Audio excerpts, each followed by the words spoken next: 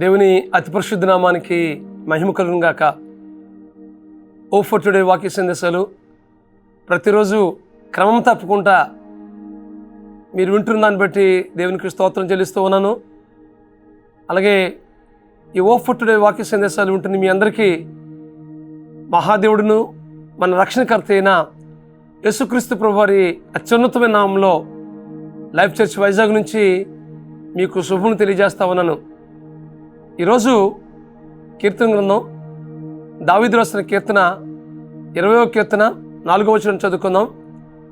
నీ కోరికను సిద్ధింపజేసి నీ ఆలోచన యావత్తును సఫలపరచునుగాక. ఈ మాటలు గొప్ప వాగ్దానంతో కూడిన మాటలు. నీ కోరికను సిద్ధింపజేసి నీ ఆలోచన యావత్తూ సఫలపరచునుగాక. మన హృదయ వాంఛల్ని మనం ఏదైతే ఆశిస్తున్నామో వాటన్నిటినీ సఫలపరిచే దేవుడు మన దేవుడు. మన హృదయ ఆలోచనల్ని ఎరిగిన దేవుడు. మనం ఏది ఆశిస్తున్నామో అది దేవుని ముందు మనం పెట్టినప్పుడు, దేవునికి అప్పగించినప్పుడు మన హృదయ వాంఛలను తీర్చే దేవుడు మన దేవుడు. ఈ సమయంలో ఎలీషా ఏలియా గురించి మనం ఆలోచన చేస్తున్నప్పుడు,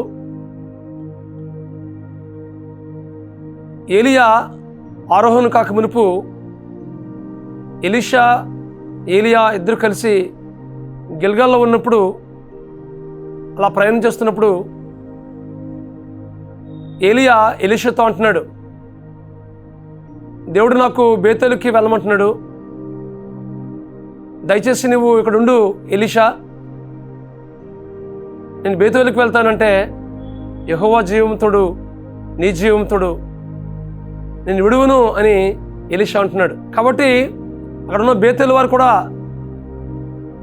అంటున్నారు, నీ గురువు ఆరోహణ కాబోతున్నాడు, కాబట్టి నువ్వెందుకు మరలా వెళ్తున్నావు అంటే మీరు ఊరుకునండి అని చెప్పేసి చెప్తాడు. అయితే బేతేలుకి ఏలియా ఎలీషా వస్తారు. అక్కడి నుంచి దేవుడు ఏలియాతో మాట్లాడుతున్నాడు, ఏలియా నువ్వు ఎరుకోకు వెళ్ళు అని అనగానే ఎలీషాతో అంటున్నాడు, ఇదిగో ఎలీషా నన్ను ఎరుకోకు వెళ్ళమంటున్నాడు కాబట్టి దయచేసి నీ ఇక్కడ ఉండు అని చెప్తున్నప్పుడు, యెహోవా జీవంతోడు నీ జీవంతోడు నేను విడువను అంటున్నాడు. తర్వాత ఎలీషా ఏలియా కలిసి ఎరుకోకు వస్తారు. ఎరుకోకు వచ్చినప్పుడు ఆ ఎరుకోలో ఉన్న ప్రవక్తలు కూడా చెప్తారు,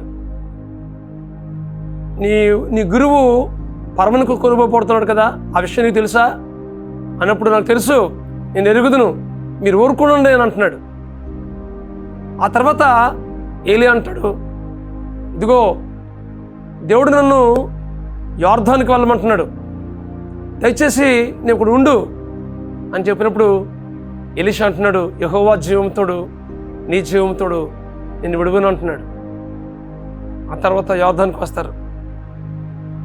యొర్దానుకి వచ్చినప్పుడు ఆ యొర్దానులో 2 పాయలుగా చేసి ఆయన దుప్పటి తీసుకుని 2 పాయలుగా చేస్తాడు. ఏలియా దుప్పటి తీసుకుని యొర్దాను కొట్టగానే 2 పాయలు అవుతుంది. ఆ తర్వాత యొర్దాను దాడుతారు. అయితే అక్కడ ఏలియా ఒక మాట అంటున్నాడు, నేను ఆరోహణ కాక మునుపు, నేను పరమునకు వెళ్ళక మునుపు నా నుండి నీవేం కోరుకుంటున్నావు అని అన్నప్పుడు, రాజుల 2వ గ్రంథం 2వ అధ్యాయం 9వ వచనం చూసినట్లయితే, వారు దాటిపోయిన తర్వాత ఏలియా ఎలీషాను చూచి, నీ యొద్ద నుండి తీయబడక మునుపు నీ కొరకు నేనేమి చేయకూడదువో దాన్ని నువ్వు అడుగుమని చెప్పగా, ఎలీషా నీకు కలిగిన ఆత్మలో 2 పాలు నా మీదకి వచ్చినట్లు దయచేయమను.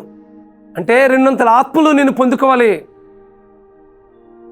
2 ఆత్మతో నింపబడి నేను బలమైన కార్యాలు చేయాలి అనే కోరిక తెలియపరిచాడు. అయితే నేను పరమకి వెళ్ళినప్పుడు ఒకవేళ నీకు కనబడకపోతే నీ కోరిక తీర్చలేకపోవచ్చేమో, కానీ నువ్వు కనబడితే కనుక, నేను పరమకి వెళ్ళినప్పుడు అది కనబడితే కనుక నీ కోరిక తీరుతుందని చెప్పాడు. అగ్ని రథముల చేత పరమకు కొనిపోబడుతున్నాడు. అప్పుడు ఎలీషా తన దుప్పటి తీసుకుని 2గా చింపాడు. అయితే ఎప్పుడైతే ఏలియా ఆరోహణమైనప్పుడు తన దుప్పటి పడింది, దాన్ని పట్టుకున్నాడు. అక్కడి నుంచి రెండంతల ఆత్మతో నింపబడి ఎలీషాను గొప్ప అద్భుతంగా దేవుడు వాడుకున్నాడు. ఇక్కడ ఒక విషయాన్ని మీరు గమనించాలి. నీ కోరికను సిద్ధింపజేసి నీ ఆలోచన యావత్తు సఫలపరచునుగా కానీ వాగ్దానం నెరవేర్పు ఎలీషా జీవితంలో మనం చూస్తున్నాం. ఎలీషా ఆయన ఆశ, ఆయన కోరిక ఏంటంటే ఏలియాలాగే నేను కూడా వాడబడాలి, ఏలియా ఆత్మ నేను పొందుకోవాలి, రెండంతలుగా నేను ఆత్మను పొందుకోవాలి అనే కోరిక తెలియపరిచినప్పుడు నీ కోరికను సిద్ధింపజేసి నీ ఆలోచన యావత్తు సఫలపరచునుగా కానీ వాగ్దానం నెరవేర్పు ఎలీషా జీవితంలో నెరవేరినట్లుగా దేవుని వాక్యాలు మనం చూస్తున్నాం. దేవుడు ఎంతో అద్భుతంగా ఎలీషాను వాడుకున్నాడు కదూ. ఏలియా చేసిన దానికంటే రెండంతలుగా దేవుడు తన పరిచర్యలో ఎలీషాను వాడుకున్నాడు. కాబట్టి ఈ వాక్యం ఉంటుంది మీ జీవితాల్లో. మీ కోరిక ఏదైనప్పటికీ, మీ హృదయవాంఛ ఏదైనప్పటికీ అది సఫలపరిచే దేవుడు ఉన్నాడనే విషయాన్ని మీకు జ్ఞాపకం చేస్తున్నాను. మీ ఆలోచన, మీ కోరిక, మీ హృదయవాంఛ ఏదైతే ఉందో వాటన్నిటినీ ప్రభు సన్నిధిలో అప్పగించినట్లయితే మీ హృదయవాంఛను తీర్చే దేవుడు, నీ కోరికను సిద్ధింపజేసే దేవుడు, నేను ఉన్నతమైన స్థితిని నడిపించే దేవుడు, నీ ఆలోచన యావత్తు సఫలపరిచే దేవుడు ఉన్నాడనే విషయాన్ని ఈ సమయంలో మీకు జ్ఞాపకం చేస్తా ఉన్నాను. ఈ వాక్యం ఉంటుంది మీ జీవితాల్లో. ప్రభు సన్నిధిలో మనం పరిపూర్ణంగా సమర్పించుకుందాం, ఆయనకు విధేయులుగా బ్రతుకుదాం. ఇదిగో ప్రభా, ఎలీషా రెండంతల ఆత్మ ఎలాగైతే పొందుకున్నాడో నేను కూడా ప్రభా మీ ఆత్మతో నింపబడి మీ కొరకు నేను జీవించాలి ప్రభా, మీ కొరకు కార్యాలు తలపట్టాలి ప్రభా. ఈ లోకంలో కేవలం బ్రతకడం కోసం మాత్రమే కాదు, కానీ మీ కొరకు కార్యాలు తలపెట్టట్లో, మీ పరిచయలు ఇన్ని కూడా భాగంగా ఉన్నట్లో, మీ కొరకు అనేక మందికి సాక్షిగా బ్రతికేటట్లుగా కృప చూపించి ప్రభా అని నువ్వు ప్రార్థన చేసినట్లయితే నీ హృదయవాంఛను తీర్చి నిన్ను ఘనపరిచి అనేక మందికి నీకు ఆశీర్వాదకరంగా ఉంచబోతున్నాడు. అట్టి కృప పరిశుద్ధాత్మ దేవుడు మీకు అనుగ్రహించి నడిపించింది గాక. ప్రార్థన చేసుకుందాం. బ్రహ్మస్వరూపుడా, మహాకృప గల మా తండ్రి, ఈ వాక్యం ఉంటున్న మా ప్రియుల జీవితాల్లో నీ కోరికను సిద్ధింపజేసి నీ ఆలోచన యావత్తు సఫలపరచును గాక అనే వాగ్దానం ప్రభా మా ప్రియులను నెరవేర్చవలసిందిగా ప్రార్థిస్తున్నాం ప్రభా.